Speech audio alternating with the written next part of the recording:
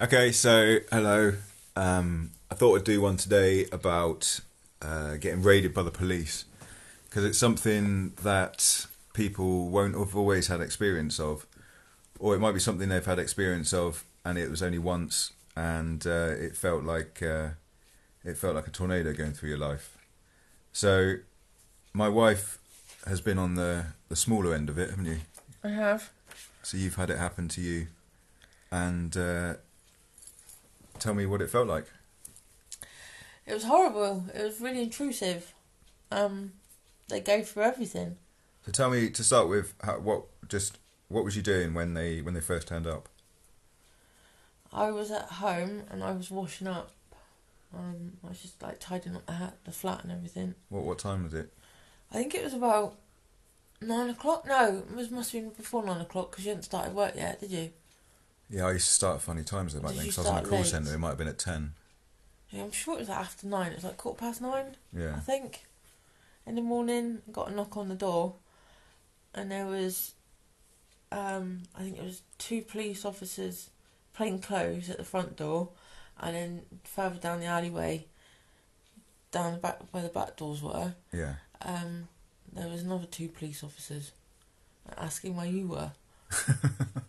And I'd gone to work by then, hadn't I? So it was a sort of later morning raid because I've mentioned before that there's kind of 2 sets of raids they do. They'll do one at first thing in the morning, like the dawn raids, where they go and kick your door in and stuff and be all shouty and noisy. And then there's a kind of, once they've processed all those kind of people and put them in custody, they'll go out again and they'll go out and pick up the lesser criminals who are less urgent. I was a bit disappointed I'd fallen into the second category. I'm part of the B crew now. But it's interesting, and it always makes me laugh that they probably have my photograph up on the little whiteboard, and they might have even had a picture of you as there as a known associate. But yeah, so I wasn't home, so I remember getting a text message saying... Did I call or did I text you? I think you might have... I really don't remember. You might have texted me, actually, because I'd just made a phone call. No, because I hadn't quite got to work. Yeah, I'm not sure, it must have been. It was one or the other. And I remember going and speaking to my manager and just saying, the police have just been round looking for me. They're coming to work to come and get me. I think I must have tried calling you and then couldn't get hold of you and then I text you. Because I remember my manager, just typical call centre style, just told me to get on the phone. And just get on the phone and we'll deal with it when he gets here. And I only made one phone call, and then he came and tapped me on the shoulder and said that the police were in the building and they come and got me and they took me into custody. And then they then came back and they searched the place, didn't they? They did. They came back, and then I think there was 6 of them. Yeah. That turned up. And did they have dogs that time as well? No, not then. They didn't. Okay, when did the dogs turn up? After they searched. Oh, okay. So they turned up and they said, "Oh, we're gonna search the flat." And I'm like, "Okay, brilliant." I said, "Look, the only thing I want to do is just kind of put my cats in a basket so they don't run off, because obviously having the doors and that open and stuff, and I don't want them to run off being scared." But that's exactly what a drug dealer would say if they wanted to hide drugs.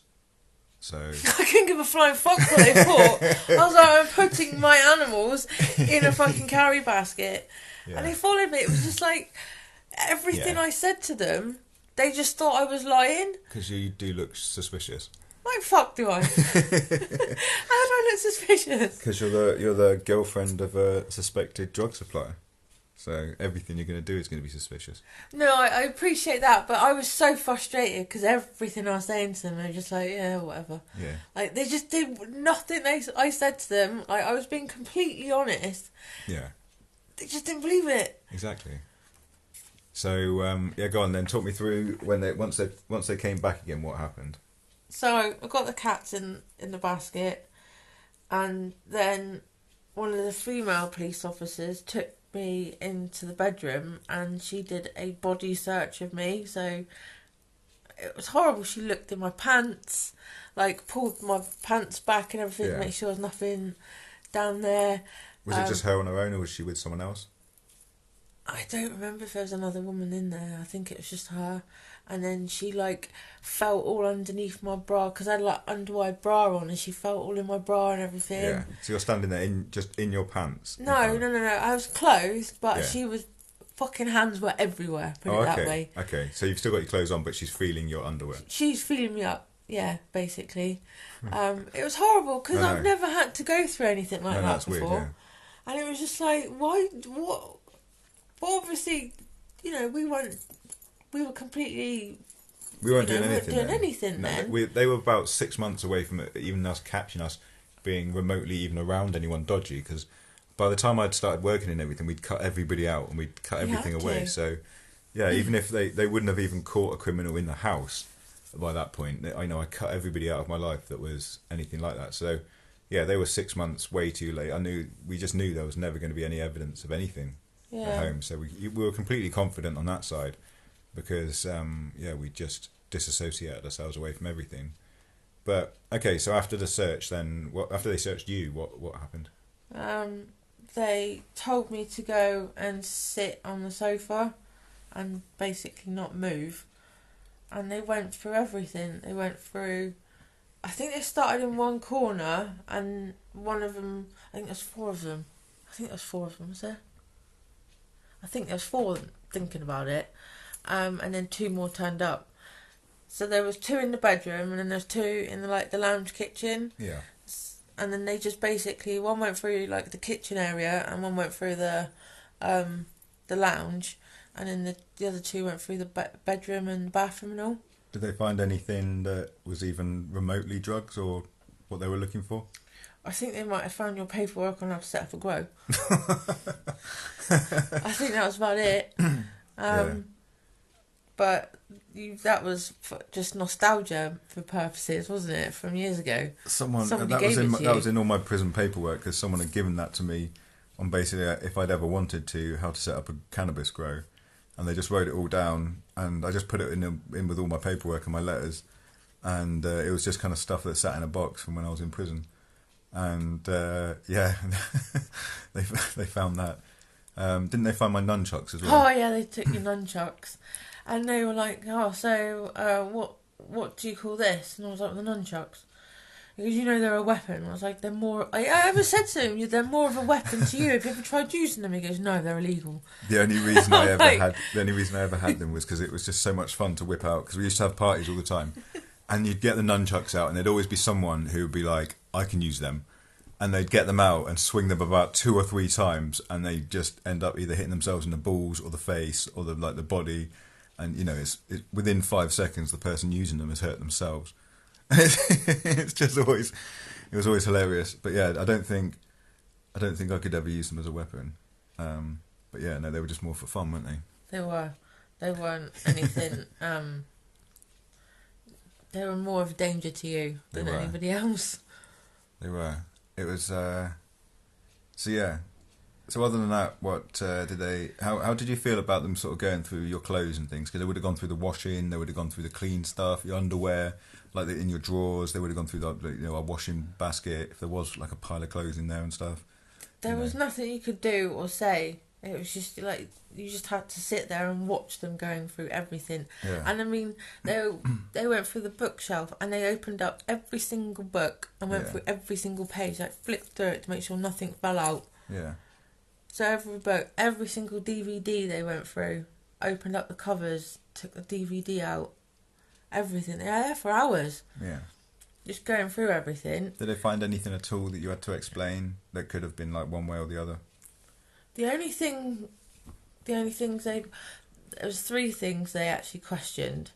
And one was a mobile phone that my parents had given me for Christmas. And they took photographs of it, they took down the serial numbers. I'm like, it was a Christmas present of my mum and dad. Like, it's mine. Yeah. They wouldn't listen to anything. Like, it was complete. I said it's my parents bought it for me. They wouldn't listen to it. They wouldn't have none of it. They took down, I think I had an Apple phone as well, that I had as well. Oh, so because you had a couple of phones, they thought you might have been one of things. No, because one my mum broke and she replaced it with a blueberry or blackberry, what the fuck they are, not a blueberry. So yeah, and then the milk, they pulled the milk out the freezer and they wondering why it was yellow. Yeah, because it froze and it gone yellow. Frozen milk goes yellow. Yeah. And finding a bag of, it was flour in the cupboard. It was just in a plain bag. But the police officer thought he'd fucking hit the jackpot. He's like, oh yeah, come on then, what's this? I'm like, it's flour. And he's like, oh. He even sounded really disappointed. And then they went through everything. And I even said to him, the bloke in front of me, when I sat on the sofa, because I wasn't allowed to move. I even had to get permission to make a bloody cup of tea. Wow. And like they had to watch me making it and everything in case I did something. Yeah. I said to him, I said, look, I've got some fake DVDs down there. You're not going to nick me for that, are you? And he goes, oh, not today. And I was like, you fucking prick. But yeah, after that, after they searched the flat and couldn't find anything, then a big bloody police van turned up and was blocking the driveway. So obviously the bloody neighbours and that were like looking, and the police dogs turned up. So yeah, that's another thing, isn't it? So they don't ever do it kind of discreetly. It's always, you know, cars and vans and everything says police, and they're always standing outside and things and around, and it's, you know, anything they're not doing inside the flat, they're doing outside so everyone can see as well. So well, the landlord found out within like days of it happening. Do you remember? Yeah. He said to me about it. Yeah. So yeah. So I mean, so then when they finished the search, you said that the dogs turned up then. Yeah, because obviously they didn't find anything. The bloke said to me, he goes, right, we're going to bring in a sniffer dog. He goes, if you've had any sign or trace of drugs in this flat, he goes, we'll find it. I'm like, crack on, mate. I said, you won't find nothing. Yeah, I didn't find anything. No, nothing at all. So, after that, so they kept me in the cells all day. So how did that make you feel? I mean, because obviously you were left on your own then. You didn't know what was going on. What sort of happened for you? Was there any kind of support afterwards? Did they offer any kind of support or anything? Like, fuck did they offer me support? They just fucked off. Okay. Did they give you a number to call to find anything out? No, nothing. They just went. Okay. They're not exactly jolly people when they come searching your house. It's not like, oh yeah, here's someone to talk to. So they shouldn't give a fuck. So they basically just come and took me.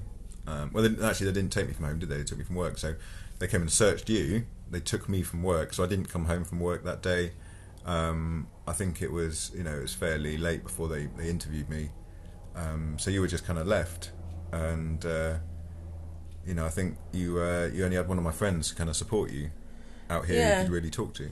Well, I went down to the police station. You actually came down to the police station? I did. I thought, surely I'll be able to go and see him. Let me speak to him, find out what's going on. Okay. And they wouldn't even let me, like... Didn't know anything? They just wouldn't do anything. They took me into a side room. And I was like, I want to fucking speak to him. I said, he didn't done nothing wrong. Wow. So did you try phoning at first at all? Did you try phoning the police station, or did you just turn up? No, I just went down there. Wow. Because I've had people try ringing the police station before, and they won't even acknowledge that you're there. I have to leave a name so that if anybody calls up, they have to be like. So I would say it was you're cleared, and so if you phone up, then they can say that I'm either in or out of custody. That's all they can say. They don't really say anything else. Well, I said to them, I said, I know he's here. I said, you've arrested him from work. I said, you fucking raided my house. I said, I know he's here. I said, can I at least speak to him, please? I said, I don't know when I'm going to speak to him again. Surely you'll let me speak to him for 5 minutes. And they were like, no. I was so frustrated. I was so angry. And I just basically went home and just fucking sobbed my heart out. And I phoned my mate, or our friend, and he couldn't understand what I was saying. I was hysterical. And he goes, phone me back when you've composed yourself, and hung up on me. And then I phoned him back, and I was like a bit more chill. And as I was on the phone to him, you walked past the window, and I was like, oh my fucking Christ. I'd never been so happy to see you. I remember there was something, my phone either died or I didn't have any credit on it, because it was still, I still hadn't committed to a phone contract then. because I was in and out of prison so much that I wanted to see at least a year out of prison before I committed to getting a phone contract. Because I've had to pay them off before in the past. I think I was only out for about 3 months, and I got myself a phone, and then I got banged up straight away. And then you've got to shoulder someone. I think I got out with debt actually. So you get out of prison and your credit's ruined and everything else. So yeah, I wouldn't even commit to getting anything more than a pay as you go. But yeah, that meant I couldn't text you or anything to let you know they'd kicked me out. Mm. So it wasn't until I jumped on a train and come home and you saw me walking past the window that I got free. But yeah, that's that's fairly typical, because I've had it happen so many times. I've been raided for stuff that it was nothing to do with me. It used to happen so often that I'd be having these kind of experiences that in the end I'd just be so comfortable that while the police were going through my stuff, I'd just be sat there reading the paper. I don't know how much that would actually frustrate them, but it would, you could kind of see them sort of looking through and they wouldn't find anything, and then they'd kind of walk off again, and you'd be just sort of, see you next month. But I remember one time I was staying with a friend, and because they knew I was staying at his house, and this was staying at his parents' house as well, this wasn't like his own place, and I was just kind of staying in a spare room, and then one day the police turned up in the evening and wanted to raid, but they can only raid my room because that's the only bit that's like 100% in my control. So I've got like 3 or 4 CID and someone else standing downstairs, and they're all searching this fucking little spare room, and it was nothing to do with me. It was a fight outside the nightclub near where we live, and because they knew I used to go out drinking and fighting, they thought it was me, and it was actually nothing to do with me that time. But they still came and raided my friend's parents' house, trying to fucking find something on me. So yeah, it's just been embarrassing, and I just kind of wondered, even to this day, are they still affected by that? Do they still remember the day that the fucking But it wasn't just the fact they searched the flat. They searched our little gardeny area, and the fucking car park as well. Yeah. So it wasn't, because I'm sure, wasn't there like at the top there was like a little call centre. I don't know if that was in operation. I think there was an office up there. Yeah. So they would have fucking known about it. Yeah. The woman upstairs. Oh yeah, definitely. It was just like, it was embarrassing. It was humiliating having just people go through your stuff. I remember the very first time I got raided when I was about 17, and it was an odd experience because I'd been out drinking the night before, so I was sort of woken up, sort of hungover, dehydrated, and suddenly, because the person who'd grassed me up was also sort of friendly with the landlord of where I lived. So not only had he told the police, but he told the landlord. So the landlord was the first person to kick my door in, and then come running up, kicking off, and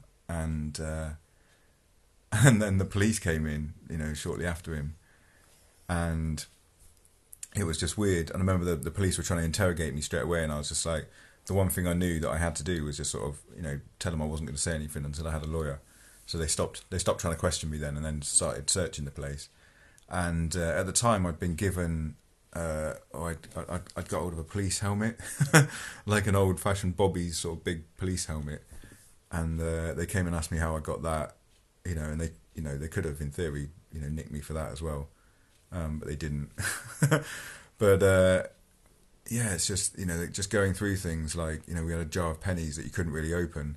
But they could see there's stuff in it, so they would say, if we can't get this out, we're gonna have to smash it open, and stuff like that, and it's it's just really weird how how everything is just open, and in the end, I came so comfortable with being searched by the police that I knew that anything in my house had to be something that I was absolutely 100% comfortable. There's no big secret sex toy box under the bed because that it's going to get searched through, and everyone's going to know everything. So yeah, it's a bit of an odd one. I have to give it to them. This is the only thing. They didn't make a mess of the flat. They put stuff back where they found it. Yeah, yeah. Because sometimes you hear about them like tipping the cornflakes out. They never did that. They never like. I mean, I was cooperative. They were like, "Well, what's this? What's that?" And I was like, "Well, I even fucking said to him, "Do you want a drink?" Because that's how fucking nice I am. And do you know what I mean? I was just like, now, if it happened now, I'd be kicking off, obviously. Yeah. But back then, I used to be cocky with them, but it's it's just because you're just trying to get a little win in a situation where you're losing big time. So yeah. Yeah, it was my first run-ins with the police like that, being on the receiving end of it, and I didn't like it. No, it wasn't nice. No.